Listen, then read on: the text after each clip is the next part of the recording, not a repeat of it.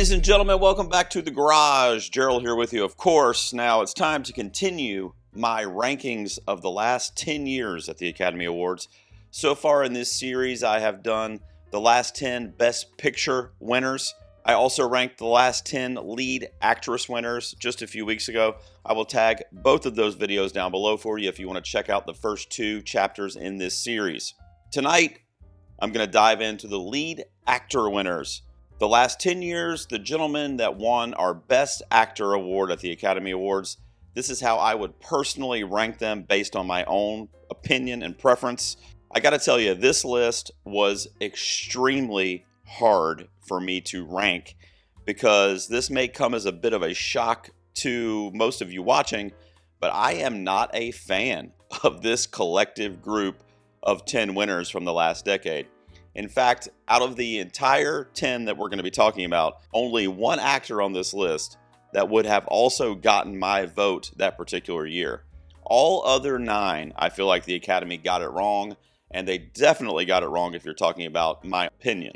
Now, I will say all 10 of the performances have their merits. I can find attributes in them that would explain why other people like them, particularly Academy voters, because some of them are a lot more Academy friendly than others. And again, I'm not saying it's a bad performance. I'm just saying based on my opinion, I don't really like it, and it's not one that I'll be rushing to rewatch because of the performance.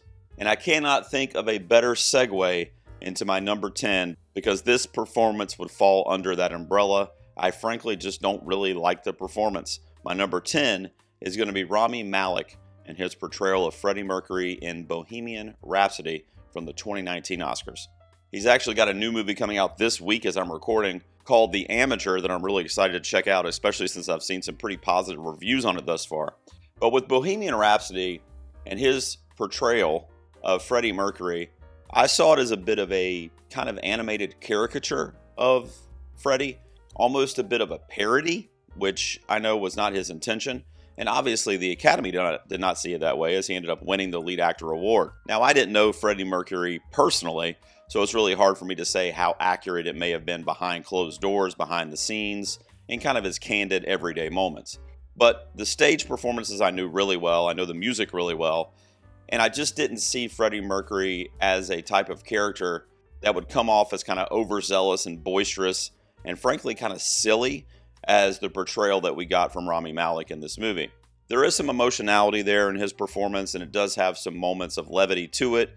However, overall, I just felt like it was a bit saccharine and kind of watered down for what we really should have gotten. But with all that being said, the reason I kind of hold a grudge, as I show you the nominees here from the 2019 Oscars, is because Rami Malek stole the Academy Award from Bradley Cooper. Bradley Cooper was not only the star and, man, just blew me away in A Star is Born, he was also the filmmaker, the director there, and went home empty-handed for that movie. Man, he should have won something for A Star is Born, and in my opinion, it was definitely a stronger performance than Malek's in Bohemian Rhapsody. And not only that, it kind of pisses me off a little bit too, because A Star is Born is a very similar type of film. If you're thinking of like a music biopic, I know it's a fictitious Jackson Maine, who's not a real artist, but it was based on real people when it was written initially. And not only that, it follows kind of the same formula, but then you do have that element of originality because it's not a music biopic. It's just a dramatic story with similar plot beats, but it's surrounding an original, unique idea. And they had an opportunity to go that way, but instead they went with this kind of flat music biopic that honestly kind of started this wave of less than stellar music biopics getting recognized by the Academy. And it's all Rami Malek's fault. I'm just kidding. I love Rami Malek. This is just not one of my favorite performances of his, and it's my number 10 least favorite win of the last decade. Another performance that I feel like is good, and I respect the performance, if I'm just talking about my personal preference, I don't gravitate towards it the way obviously a lot of people did, including the Academy members. My number 9 is Brendan Fraser in The Whale. You know, Darren Aronofsky is a filmmaker that I really, really like. I love almost every single movie he's done, and a lot of them are really out there. The Whale, however, does have some surrealistic elements to it, but overall it is a much more grounded story than we typically get from Aronofsky pictures. Brendan Fraser plays Charlie in the film, who is vastly overweight in the movie. If you've seen anything about The Whale, you know the premise of that. But it's a movie that deals with regret and loneliness and kind of answering for your life choices. And that is a very blanket, kind of basic, overarching plot that can be found in 50 movies that came out just this year. It's a common thread that is used over and over again, just told from different POVs, different characters. And while I think Brendan Fraser did a very serviceable job in this role, and make no mistake, I was really happy to see him have his comeback and get back into the Hollywood zeitgeist. He's shown up in several big films since then and has more on the horizon. So I love crediting Aronofsky and The Whale for kind of creating that resurgence for Brendan Fraser, who is one of the more likable actors in Hollywood and always has been. And I'm not sure it speaks to the level of talent that an actor like Fraser has, even though I am admitting that it was a really good performance. I just wish I meshed with it a little bit better. It did not resonate with me personally as much as it did a lot of folks, obviously including the Academy. He won the BAFTA, and he was probably number 2 in the voting at the Academy based on that award season, at least from what I recall. I think Colin Farrell was pretty high up on a lot of people's list, myself included, but my vote would have gone to Austin Butler. I just love the transformative kind of inhabiting of such a legendary icon as Elvis Presley, and I'm also a huge Elvis fan, and I thought Austin Butler probably gave the best iteration of that larger-than-life character that I personally had ever seen in an actual Hollywood production. So he would have gotten my vote, but since Brendan Fraser was the winner, he ranks here at my number 9. My number 8 is going to be the oldest performance on this list, as I'm going back 10 years, so it would be from 2015 or from the 2016 Academy Awards, and that's Leonardo DiCaprio's performance in The Revenant. Look, this is another performance that is extremely dedicated, just a level of craft that is unheard of. However, what brings the performance here from Leo down for me personally is because it's not anywhere close to one of his best performances. I mean, the guy has been turning in work that far exceeds what he did or what he was allowed to do based on the screenplay in The Revenant. In fact, I think Tom Hardy perhaps gave a better or at least a more memorable performance for me in this film. Now, that may be an unpopular opinion, and I do love Leo in this movie, and I was very happy to see him finally win the Academy Award, but this is the epitome of a career win, in my opinion, because think of some of these films. Catch Me If You Can. He also got nominated for What's Eating Gilbert Grape, which was the first nomination in his career, and honestly still remains probably one of the top 3 to 5 performances of his career. Or how about The Departed? I mean, come on, dude. Blood Diamond, Shutter Island, Django Unchained, Once Upon a Time in Hollywood, The Wolf of Wall Street. What? Inception. I could literally just list his resume, and any of them, with the exception of maybe his guest starring role on Roseanne in the 80s, could net him an Oscar. Was he on Roseanne, or was that somebody else? Was it Growing Pains? George Clooney was on Roseanne. What is happening? It was a good win for him to get that Academy Award finally, get that kind of demon off his back. But it's not his best performance. It might not even be in the top 10 for me of his performances. Now, of the nominees that year, I'll throw them up on the screen here. This would have been the 2016 Academy Awards. This is actually a pretty weak group, if you ask me personally. And I'll take what would have probably been a far-fetched, hopeful Hail Mary, but Matt Damon in The Martian. I love that story of a secluded, lonely man alone with his thoughts, in this case in deep space, and has happened many, many times in cinema, and I'm always drawn to that type of narrative, and I thought Matt Damon did really, really well in The Martian. It's one of my favorite performances that he's ever given, so that would have gotten my vote this year, but my number 8, as I'm only ranking the winners on this list, is Leonardo DiCaprio for his finally getting his Academy Award for The Revenant. Very, very, very similar narrative or reasoning in my number 7 as to what I just gave you with Leo, and that's going to be for a legend among us, Gary Oldman, and his portrayal of Winston Churchill in The Darkest Hour from the 2018 Academy Awards. I shouldn't hold grudges, right? But this is the second one so far on this list that I kind of hold a grudge, which brings the performance down for me personally, because it always reminds me that these actors, even though I love them and I think the performances are worthy, beat my favorite, and I have loyalty to those folks. In this case, Gary Oldman, who, like I said, is a literal legend, beat Timothée Chalamet for Call Me By Your Name that year, and I'll get to that in a second, but that would have easily been my vote. And it makes sense when you see his kind of transformation as Winston Churchill.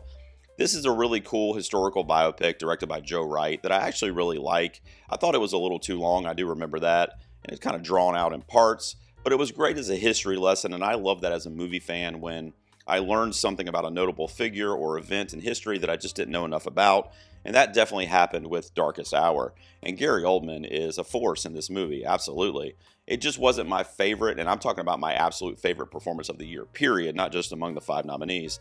And that happened also when Brendan Fraser beat Bradley Cooper, which I mentioned earlier. So it is a little bit of a personal kind of bias that I have. But also, like I said with Leo, this is not Oldman's best performance. It might be his most kind of like over the top in terms of the transformative persona that he has to inhabit. And as I already kind of mentioned, Gary Oldman beat out the vote getter for me, which would be Timothée Chalamet from Call Me By Your Name. But even still, look at this list. Daniel Day-Lewis for Phantom Thread, Denzel Washington, and even Daniel Kaluuya, who turned in a memorable, really star-making performance in Get Out, which would have been a tremendous horror victory had he been able to pull that upset off. But Gary Oldman's the winner, so he ranks here at my number 7 for The Darkest Hour.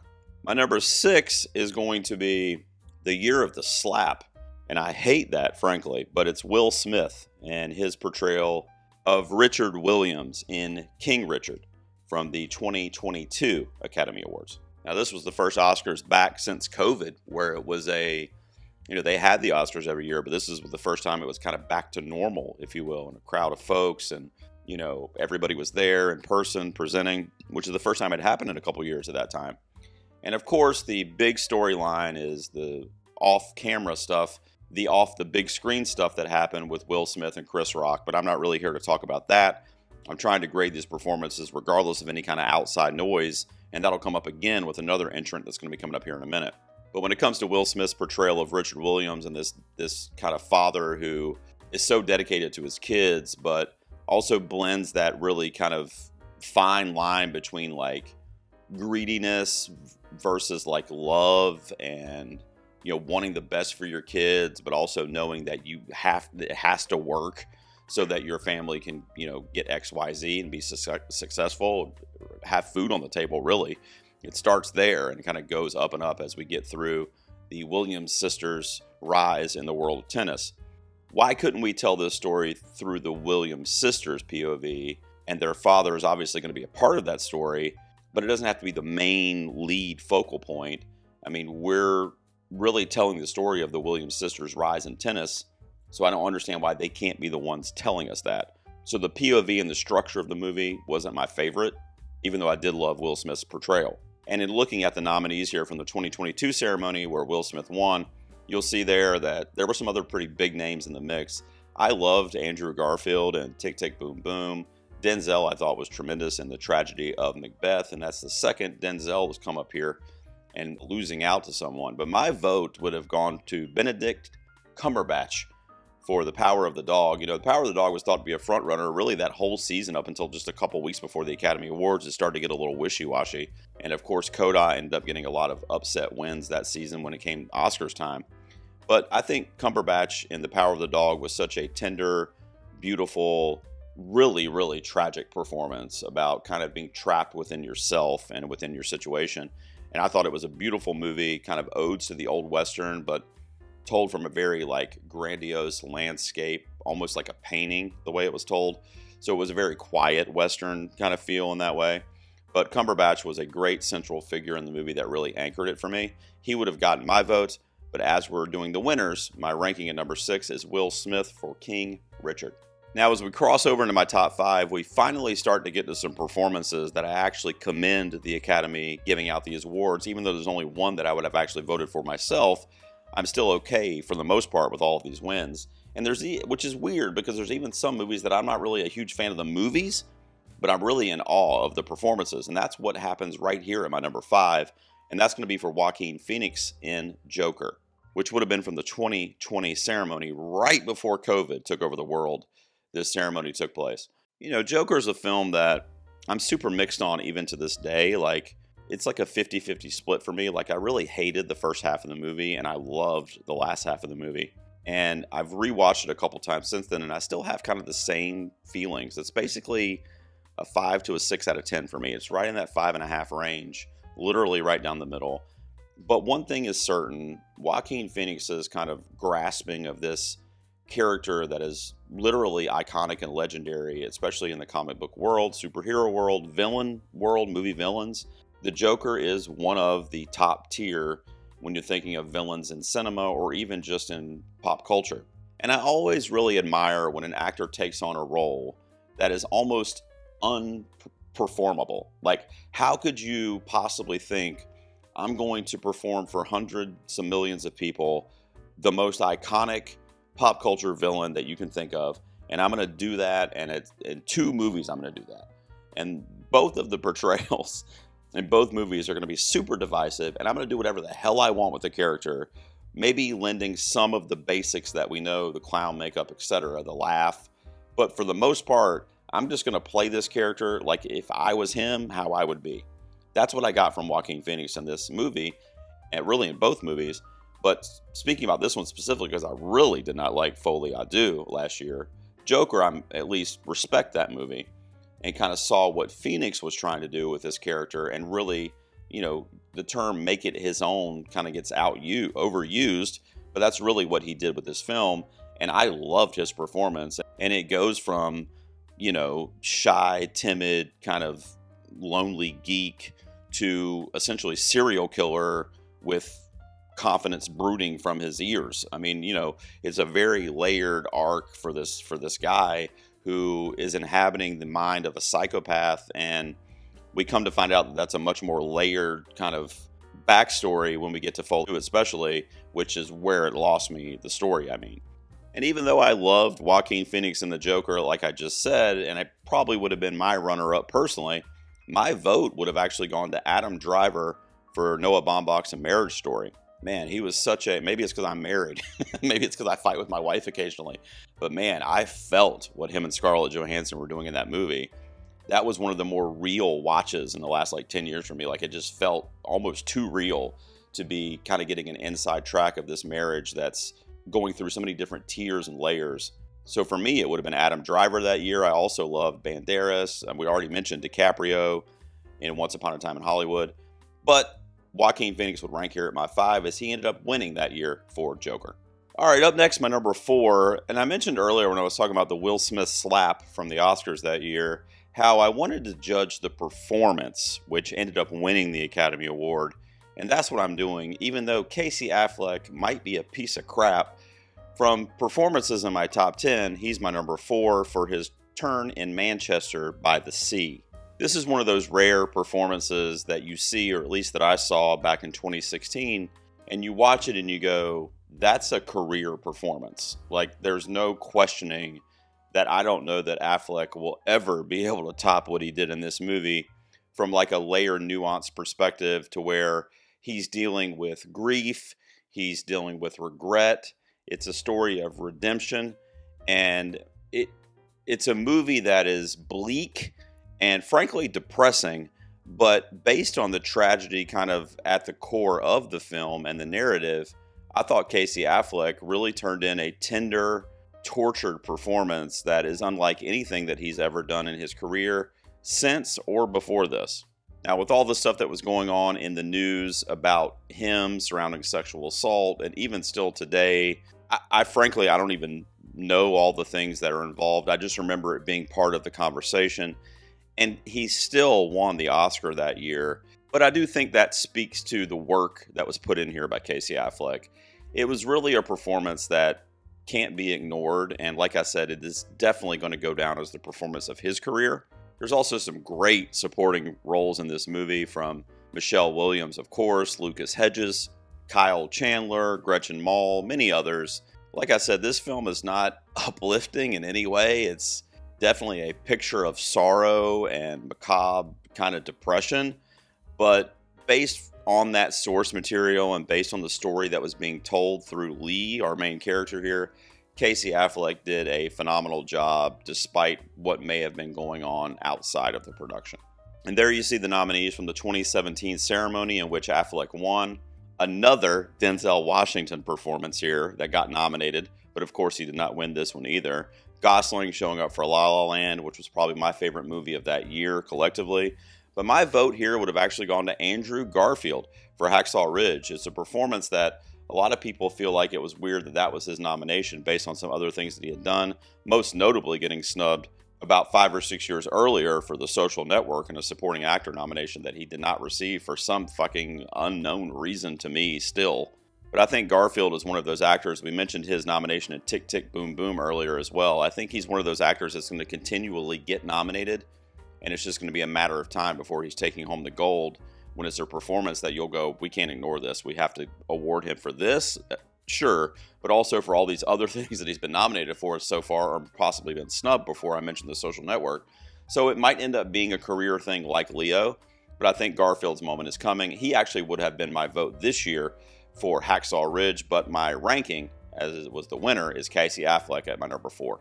And my number 3 is the actor that is currently holding the baton as our reigning Best Actor winner, and that's, of course, Adrian Brody from last year's The Brutalist.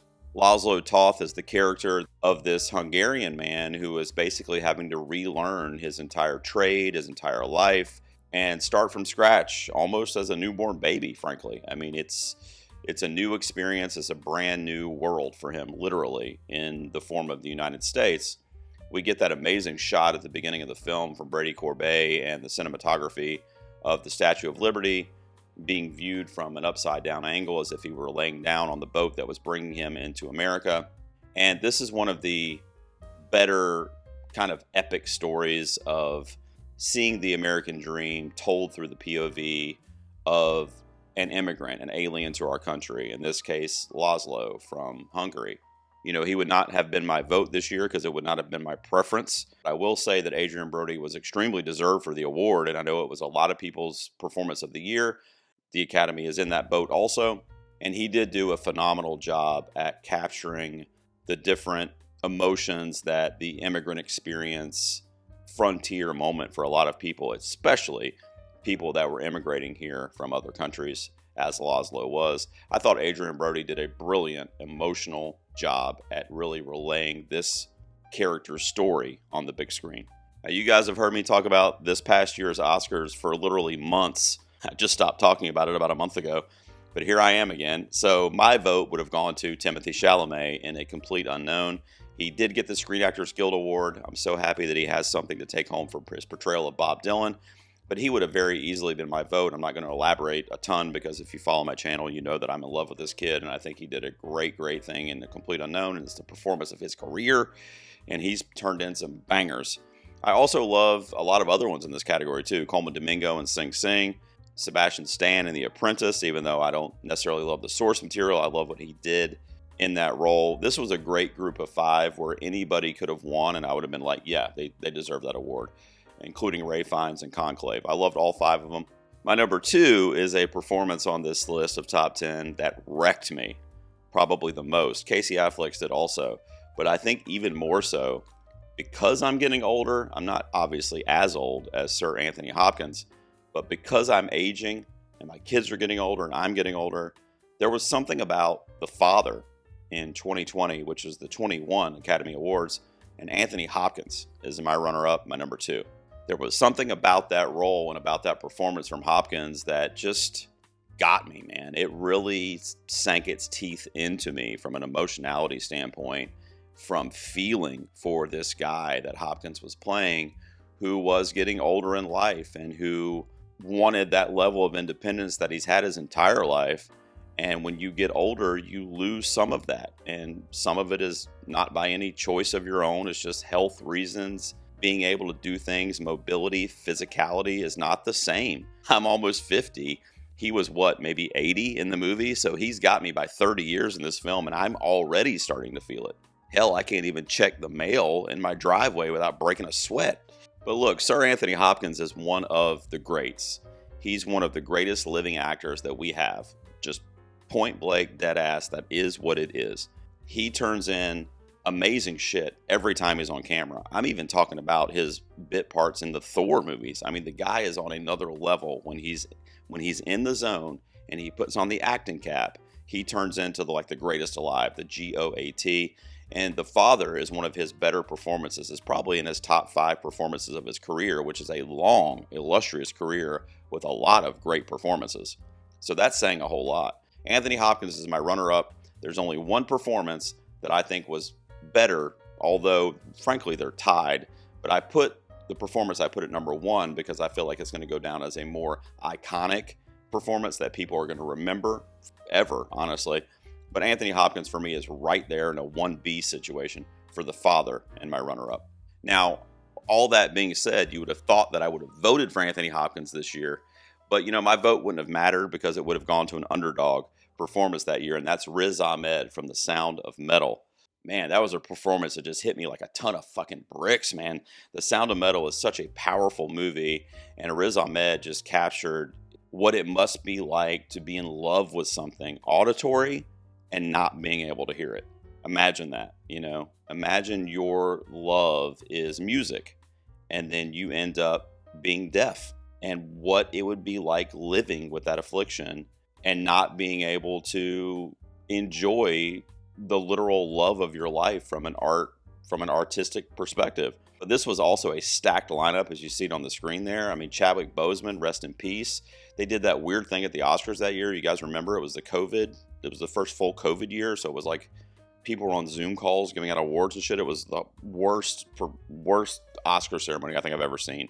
But anyway, they realigned everything to do Best Actor last because Chadwick Boseman had been racking up posthumously, obviously, because he had passed away a few months before for Black Panther. And so naturally, people assumed, well, Boseman's going to win the Oscar. He's been winning everything else. It's a great tribute to him. Ma Rainey's Black Bottom was well received. So yeah, let's switch it up. The finale will be Best Actor, and it'll be a great tribute to Chadwick Boseman. And then Anthony Hopkins won it. Man, what a fucking swing and a miss that was by the Academy. Frankly, kind of embarrassing. Just keep the show the same structure it's always been, and whoever wins, wins. I mean, that was really a weird swing that they took there. And then on top of it, Anthony Hopkins wasn't even at the ceremony. He had to release like a video thanking everyone, like I think it was the day after that he did that on social media. Man, what a shit show that was. I love Chadwick Boseman, and I would have loved to. In fact, I predicted him to win that year, as I know a lot of other people did also. My vote would have gone to Riz Ahmed. It would have gone nowhere, though, because it was going to be Boseman or Hopkins. And it ended up being Anthony Hopkins, and he's my number 2 on this list. All right, if you guys have been keeping score, then you probably know what my number 1 performance of the last 10 years is that won Best Actor, and that is the 2024 ceremony, or 2023 year in film, and it's Cillian Murphy as J. Robert Oppenheimer in the titular film from Christopher Nolan. Man, talk about a juggernaut of an Academy Awards player. We knew in like July or August that Oppenheimer was going to win everything under the sun, no pun intended, for Nolan and the majority of the team on that film. It was nominated for 13 Academy Awards, which was the second most all time. It sounds like a big deal, but that was also the case for Emilia Perez this past season. It is a big deal, actually, and it ended up winning 7 Academy Awards, including Best Picture, Best Supporting Actor, of course, for Robert Downey Jr., and Lead Actor for Cillian Murphy. Why I love this performance and why it's my number 1, aside from being an amazing fucking performance of capturing the dichotomy of this individual, J. Robert Oppenheimer, who I mentioned earlier when I was talking about Winston Churchill and Gary Oldman, is a figure that I was familiar with as kind of being the person who essentially invented or is credited with inventing the atomic bomb. But I didn't know really anything else. I mean, that was essentially it, the Manhattan Project and the atomic bomb origin, and that was basically all I really knew.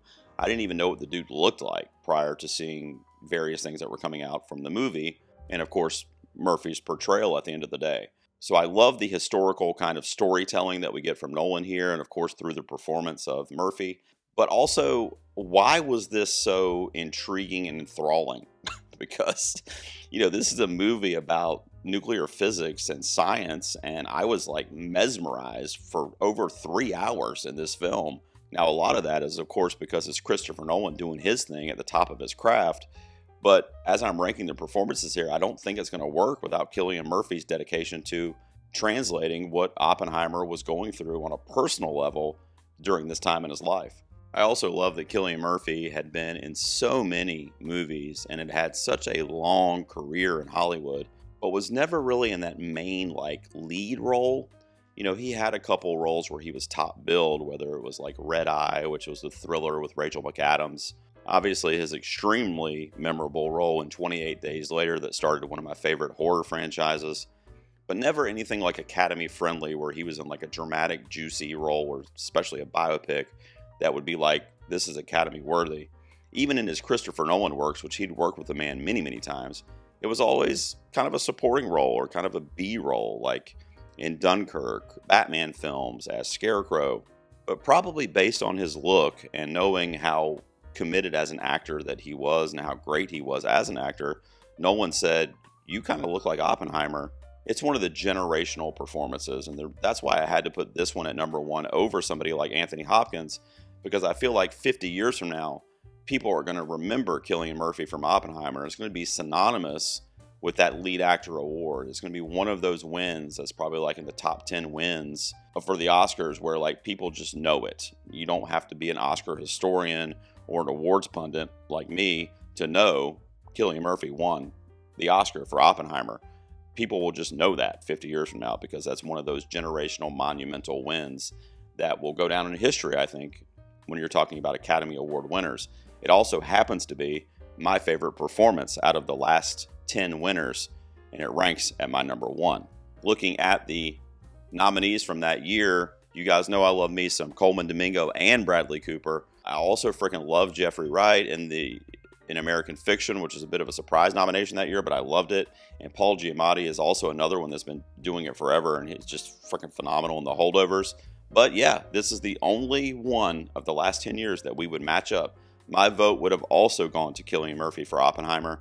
And frankly, I think probably everybody's vote in Hollywood went to him that year. We knew he was going to win it. It was probably a coasting situation where he just rode his way to the Oscar.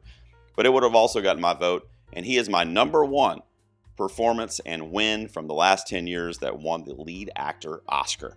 There you go, guys. This series will continue at some point in the next couple of weeks. It takes me a while to do these videos and to edit them, but I do love doing this series with you. So coming up, we're going to be doing the supporting wins. So I'll start with supporting actress of the last 10 years. I'll rank those 10 ladies. I will also be doing supporting actor down the line, and eventually the last 10 directors that won Best Director. I will rank those also. And then I may even dive into the technical awards, some of them, because you guys have actually been requesting that in my comments section and my members, and I really appreciate that. I think I might do like animated feature. Maybe I'll do the best cinematography or visual effects, and we'll see where we line up with those too, because frankly, I would be really excited to revisit some of those from the past and how I would rank them. So look for those down the pipe too. But make sure you guys subscribe and let me know down in the comment, what did you think of my ranking? Who is your number one lead actor win of the last 10 years? And how off was I? Please drop it down below. I love when you guys leave me your top 10 or the ones that you've seen and you rank them. It means the world to me. I really appreciate it. Thanks for tuning in, guys. I'll see you out here next time for something in the garage.